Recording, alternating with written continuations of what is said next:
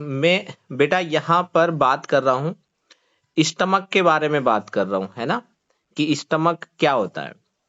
तो जैसे मैं आपसे कह रहा हूँ कि स्टमक के क्या फीचर्स होते हैं। स्टमक के बारे में बताया कि भाई स्टमक एक एलिमेंट्री कैनाल का एक इम्पोर्टेंट ऑर्गन होता है ना, एक वाइडेस्ट ऑर्गन होता है। तो मैं कह सकता हूँ widest organ, organ of alimentary canal, alimentary canal. दूसरा पॉइंट मैं ये कह रहा हूं कि जो एक स्टमक है ये जे शेप का एक ऑर्गन है ना, जे शेप ऑर्गन, जे शेप्ड ऑर्गन, क्योंकि इसका जो स्ट्रक्चर होता है वो जे शेप स्ट्रक्चर होता है। या हम पाउच लाइक स्ट्रक्चर भी नाम दे सकते हैं। सेकंड पॉइंट है बेटा कि जो स्टमक होता है ये डायफ्राम के नीचे प्रेजेंट होता है, बिलो द डायफ्राम।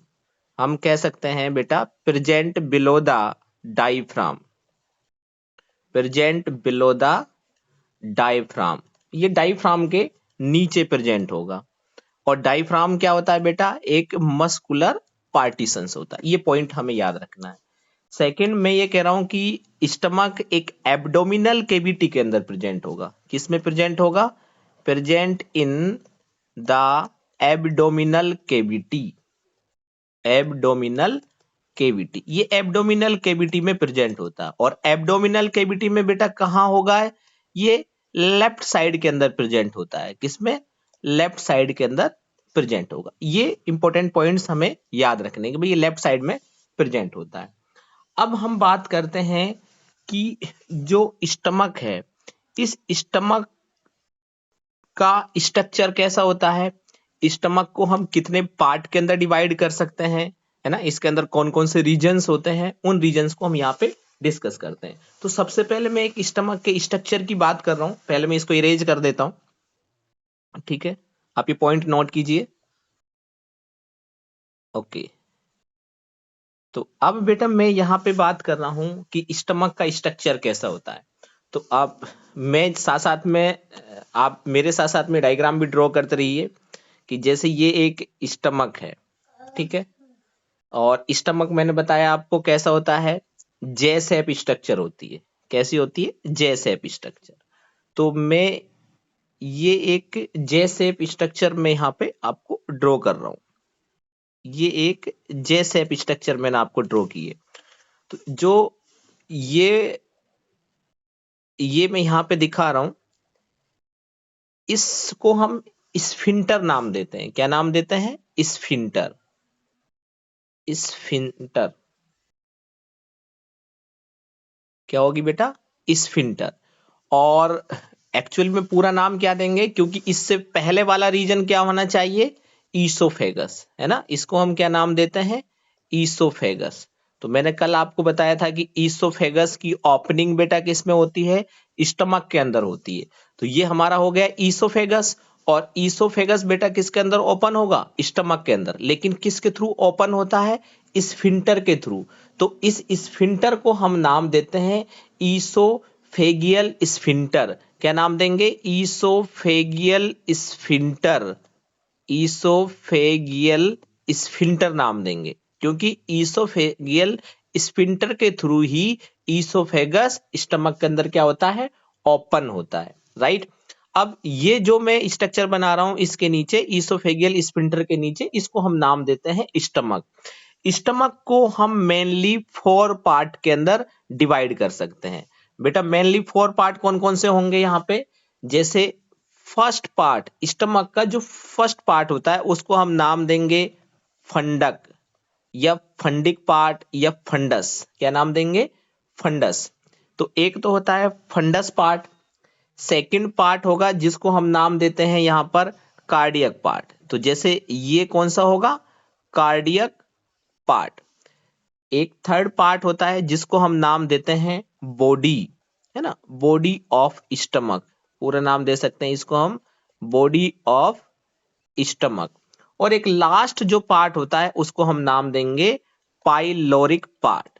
तो इस स्टमक के अंदर 4 पार्ट में इसको हम डिवाइड कर सकते हैं, 4 रीजन्स के अंदर इसको हम डिवाइड कर सकते हैं, राइट।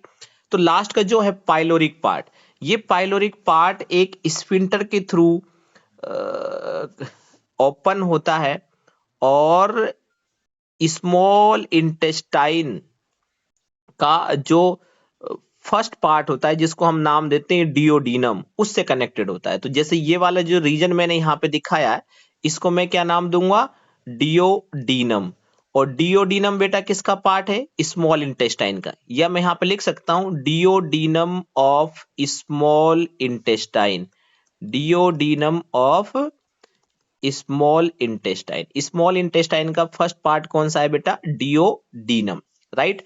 तो जो पाइलोरिक पार्ट है ये जब डियोडीनम में ओपन होता है तो एक स्फिंक्टर के थ्रू ओपन होता है, और इस स्फिंक्टर को बेटा मैं नाम देता हूं यहां पर पाइलोरिक स्फिंक्टर। क्या नाम दूंगा, पाइलोरिक स्फिंक्टर। तो स्फिंक्टर बेटा क्या है, यहाँ पे एक तरह का गार्ड है ना।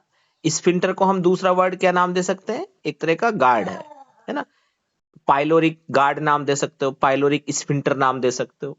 तो ये क्या है, एक तरह का स्टमक का डायग्राम मैंने यहाँ पे ड्रॉ किया है।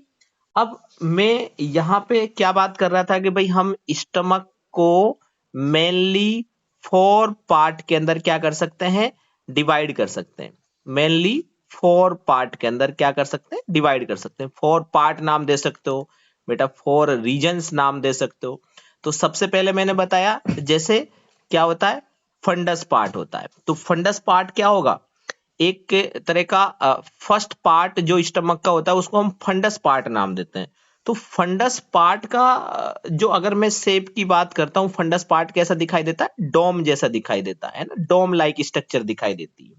एक तरह का डोम लाइक स्ट्रक्चर है, या डोम लाइक स्ट्रक्चर नाम दे सकते हो, या पोर्शन नाम दे सकते हो। तो ये कैसा है, एक डोम शेप पोर्शन होता है, ऐसा आप नाम दे सकते हो, डोम शेप पोर्शन। तो उसको हम नाम देंगे एक तरह का फंडस पार्ट। तो सेकंड में यहां पे नाम दे रहा हूं कार्डियक। सेकंड कौन सा होगा, कार्डियक रीजन। और जो कार्डियक रीजन होता है हम कह सकते हैं कि ये nearest to the heart, heart के नियरेस्ट प्रेजेंट होता है, इसलिए इसको हम कार्डियक रीजन नाम देते हैं। क्योंकि हार्ट को हम क्या नाम देते हैं, कार्डियक नाम देते हैं ना, कार्डियक। तो कार्डियक हार्ट के अंदर क्या होती है, सॉरी, हार्ट के अंदर कार्डियक मसल्स होती हैं। जब कार्डियक मसल्स होती हैं तो इसलिए इस पार्ट को हम यहाँ पे कार्डियक पार्ट नाम दे रहे हैं, क्योंकि ये हार्ट के नियरेस्ट प्रेजेंट है और हार्ट के अंदर कार्डियक मसल्स होती हैं, इसलिए इसको नाम दिया गया है कार्डियक पार्ट, राइट। तो आप कह सकते हो कि कार्डियक जो रीजन होगा, cardiac region present near the heart, है ना, present near the heart, heart के नियरेस्ट प्रेजेंट होता है, राइट। और थर्ड जो मैंने बताया, body of stomach, third region क्या होगा, बॉडी ऑफ स्टमक। तो body of stomach very very important part है ना, जो कहां पे प्रेजेंट होगा, कार्डियक पार्ट के नीचे प्रेजेंट होगा। तो एक और है बेटा यहाँ पे फोर्थ जो मैंने बताया आपको, पाइलोरिक रीजन। जो पाइलोरिक रीजन होगा, ये पाइलोरिक रीजन एक लोवेस्ट पार्ट है ना। जो लोवेस्ट पार्ट होता है उसको हम क्या नाम दे रहे हैं यहाँ पे, पाइलोरिक पार्ट नाम दे रहे हैं। तो ये जो मैंने इतने सारे चीजें जो बताई है आपको, सब ये स्टमक की हैं। तो आप ये डायग्राम बना लेना, है ना, द स्ट्रक्चर ऑफ स्टमक, नीचे आप लिख लेना the stomach of, the structure of stomach, है ना। ये फिगर किसका है, ये वाला डायग्राम ड्रॉ कीजिए बेटा, ये डायग्राम बनाइए।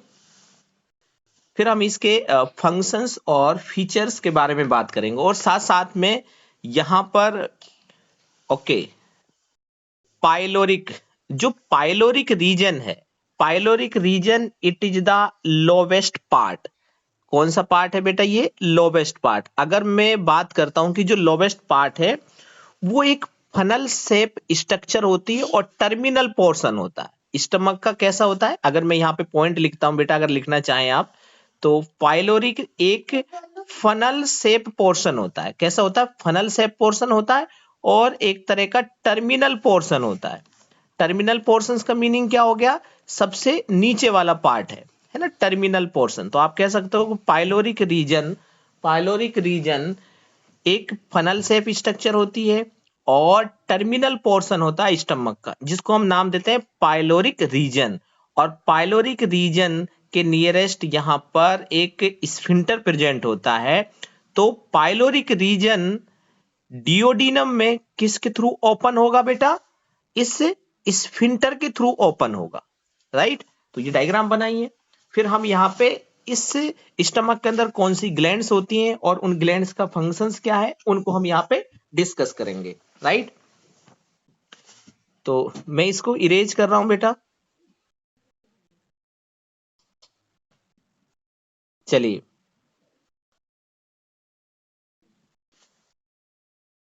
अब